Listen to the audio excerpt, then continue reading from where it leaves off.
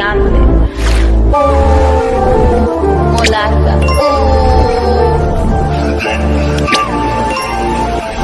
अगर हम rags to riches की बात करें तो मनोज डे उसका सबसे बेस्ट एग्जांपल होगा। एक ऐसा यूट्यूबर जिसके पास वीडियो रिकॉर्ड करने के लिए एक अच्छा फोन भी नहीं था, लेकिन आज उसके पास एक अच्छी लाइफ है। अब अगर आपको लग रहा है कि उनके पास कोई यूनिक नॉलेज है जिसकी वजह से उनको ये सब मिला है, तो पहले आप ये देख लीजिए। दोस्तों, आप वीडियो किस टाइम पे अपलोड कर रहे हो, ये बहुत बड़ा मायने रखता है कि आपका वीडियो वायरल होगा या नहीं होगा। चीज लिखा हुआ है रैंकिंग बाय व्यूज, और रैंकिंग बाय व्यूज में दोस्तों ये है 3 नंबर पे। तो इसी से रैंकिंग बनता है कि आपके पिछले 10 वीडियो का जो परफॉर्मेंस है, तो वो टाइमिंग के हिसाब से आपका वीडियो कैसा रैंक कर रहा है। अभी वाला वीडियो। अब अगर आपके पास YouTube की हल्की सी भी नॉलेज है तो आपको समझ आ गया होगा कि इन्होंने जो कुछ भी बताया वो बिल्कुल भी सच नहीं है। और आपकी इन्फॉर्मेशन के लिए बता दूं, इनकी हर वीडियो में कुछ इसी तरह की नॉलेज होती है। सिर्फ इतना ही नहीं, इनके ऊपर ऑलरेडी इतनी सारी एक्सपोज वीडियोस बन चुकी है, लेकिन इनकी ग्रोथ फिर भी नहीं रुक रही। और लास्ट मंथ इन्होंने अपने चैनल पे 24 मिलियन व्यूज गेन किए हैं, जो कि इनके सारे कॉम्पिटिटर से काफी ज्यादा है। लेकिन फिर से सवाल आता है कैसे। इस वीडियो में मैं आपको 4 रीजंस बताने वाला हूं जो कि मनोज की सक्सेस का कारण बने हैं। और इसमें से 4th रीजन सबसे इंपॉर्टेंट है, क्योंकि उसे देखने के बाद आप मनोज को एक बिल्कुल डिफरेंट वे में देखेंगे। अरे बाप रे, ये तो धोती खोल रहा है। तो सबसे पहला रीजन है फर्स्ट क्रिएटर बेनिफिट। मनोज ने जब अपना चैनल स्टार्ट किया था तो उसकी कंपटीशन में कुछ एक गिने चुने ही चैनल्स थे और लोगों को इस कंटेंट की काफी ज्यादा नीड थी। अल्टीमेटली डिमांड ज्यादा थी और सप्लाई कम, और एक परफेक्ट ग्रोथ के लिए यही चाहिए होता है। लेकिन अब आप कहेंगे कि ये फर्स्ट क्रिएटर बेनिफिट तो बाकी कॉम्पिटिटर्स के पास भी था, तो सिर्फ मनोज का चैनल ही इतना ज्यादा ग्रो क्यों कर पाया। बात तो सही है।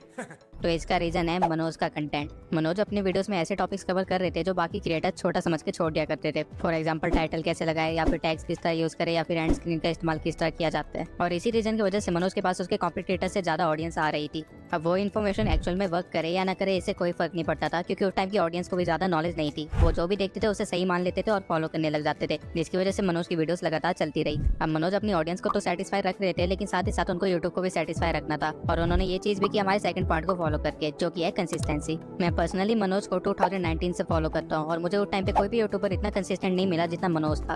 उनको चैनल की स्टार्टिंग से ही ग्रोथ नहीं मिली थी। उन्होंने अपने स्टार्टिंग्स में 100 से भी ज्यादा वीडियोस टैग से रिलेटेड बनाई थी, जो कि चलती भी नहीं थी, लेकिन उसके बाद भी वो रुके नहीं थे। और ऐसा बिल्कुल भी नहीं है कि वो सिर्फ अपने स्ट्रगलिंग फेज में ही कंसिस्टेंट थे।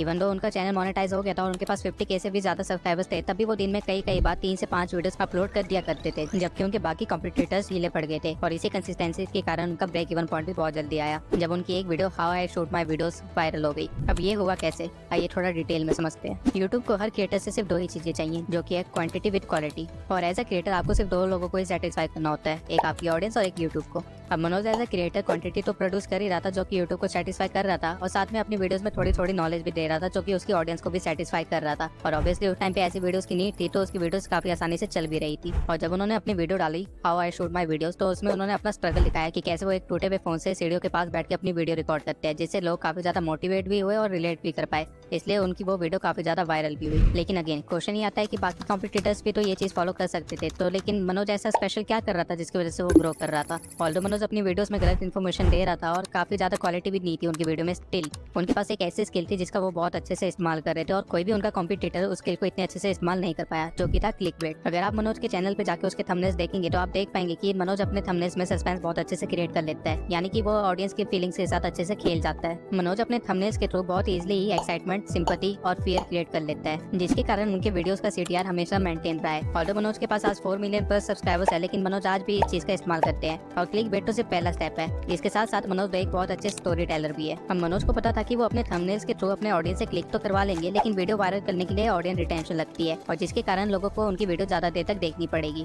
तो मनोज अपनी वीडियो की स्टार्टिंग इस तरह करते थे जैसे वो उसी बारे में बात करने वाले हैं जो कि उन्होंने अपने थंबनेल में दिखाया है, लेकिन जैसे जैसे आप उनकी पूरी वीडियो देखते थे तो एक्चुअल में वीडियो के अंदर कुछ और ही चीज निकलती थी। फॉर एग्जाम्पल ये वीडियो ले लीजिए, 1000 सब्सक्राइबर्स एक दिन में हो जाते हैं। इस वीडियो के थंबनेल को देख के तो ऐसा लग रहा है कि मनोज को में एक दिन अंदर 1000 सब्सक्राइबर्स गेन कर लेंगे। अब ये वीडियो 10 मिनट की थी और लगभग 9 मिनट तक मनोज इसी तरह बात करते रहे जैसे वो कुछ बताने वाले जिससे एक दिन के अंदर 1000 सब्सक्राइबर्स गेन हो जाएंगे। लेकिन 9वें मिनट पे मनोज बताते हैं कि उनका चैनल अब इतना ज्यादा ग्रो हो चुका है कि उनको हर रोज 1000 सब्सक्राइबर्स की इजिली गेन हो जाते हैं। और इसी तरह मनोज अपनी क्लिकबेट स्ट्रेटेजीज को, अपनी स्टोरी टेलिंग स्किल्स को काफी अच्छे से यूज करके अपनी वीडियोस को वायरल कर लेते थे। अब अगर आपको लग रहा है कि आप भी ऐसा कर सकते हैं और नहीं आप भी अपनी वीडियो को इसी तरह वायरल कर सकते हैं, तो आप बहुत गलत हैं, क्योंकि एक टाइम के बाद ऑडियंस को समझ आ जाएगा कि आप उनके साथ क्या कर रहे हैं और वो आपकी वीडियोस देखना बंद कर देंगे। लेकिन अब आपका सवाल होगा कि मनोज के साथ तो ये चीज काम कर गई तो मेरे साथ क्यों नहीं करेगी। तो इसका रीजन है the fourth point, not a YouTuber. जी हाँ, आपने सही सुना, मनोज कोई यूट्यूब क्रिएटर नहीं है, बल्कि वो एक इन्फ्लुएंसर है। अब मैं ऐसा क्यों कह रहा हूँ? मनोज की वीडियो में कोई खास इन्फॉर्मेशन नहीं होती, लोग उनको एक्सपोज कर रहे हैं। उनके सक्सेस के बाद भी उनकी कंटेंट क्वालिटी में कोई ज्यादा डिफरेंस नहीं आया है और इस सब के बाद भी उनका चैनल ग्रो कर रहा है। और पिछले मंथ उन्होंने 12 के सब्सक्राइबर्स गेन किए। लेकिन क्यों? क्योंकि लोग मनोज की वीडियो से इन्फॉर्मेशन के लिए नहीं देखते, बल्कि मनोज के लिए ही देखते हैं।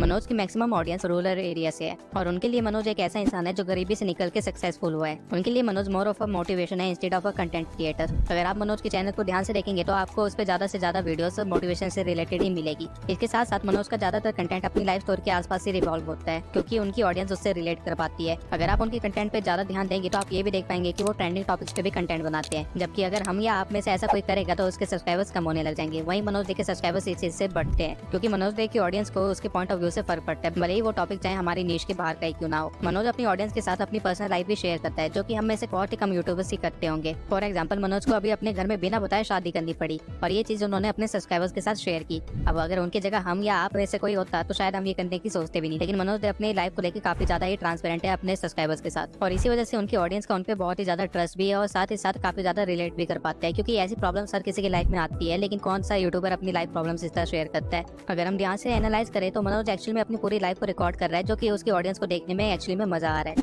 जिसके कारण उसकी ग्रोथ लगातार बढ़ती जा रही है। अगर कल को मनोज एक कुकिंग चैनल भी खोल लेता है तो भी उसकी वीडियोस वायरल होगी। वहीं अगर हम ऐसा करते हैं तो 100% गारंटी की हमारी वीडियोस नहीं चलेगी। अब काफी लोगों के अकॉर्डिंग मनोज एक स्कैमर है, एक फेक गुरु है, लेकिन मेरे अकॉर्डिंग वो एक मास्टरमाइंड है, क्योंकि जब उनकी फैमिली की सिचुएशन अच्छी नहीं थी और जब उनको एक जॉब ढूंढनी चाहिए थी, तब भी उन्होंने करेज दिखाया एक यूट्यूब चैनल खोलने का। साथ में उन्होंने टूटे हुए फोन से और इतने स्ट्रगल में वीडियो रिकॉर्ड की और लगातार करते रहे जब तक उनको सक्सेस नहीं मिली। इतना हार्ड वर्क शायद ही कोई करता है, वो भी बिना जाने की यहाँ पे एक्चुअल में सक्सेस की गारंटी है या नहीं, और वो भी खासकर तब जब फैमिली की रिस्पॉन्सिबिलिटी आप पे हो। इसके साथ साथ ही उन्होंने लोगों की साइकोलॉजी को बहुत अच्छे से समझा और साथ में अपॉर्चुनिटी भी देखी कि किस तरह वो अपने ऑडियंस को यूज कर सकते हैं। ऐसे बहुत ही कम यूट्यूबर्स है जो अपनी एक्चुअल ऑडियंस को पहचान पाते हैं और मनोज ने इसको बहुत अच्छे से पहचाना और उसका फायदा भी उठाया। अब as a content creator obviously मैं आपको सजेस्ट नहीं करूंगा कि आप उनकी स्ट्रेटेजीज को फॉलो करें, लेकिन एज अ यूट्यूबर देखा जाए तो उन्होंने काफी अच्छे से ग्रोथ की है और आप उसको फॉलो कर सकते हैं। लेकिन अब आप सोचेंगे कि मैं इतना पर्सनल तो नहीं हो सकता यूट्यूब पे, अपनी पर्सनल लाइफ तो नहीं शेयर कर सकता, तो मैं कैसे ग्रो करूं?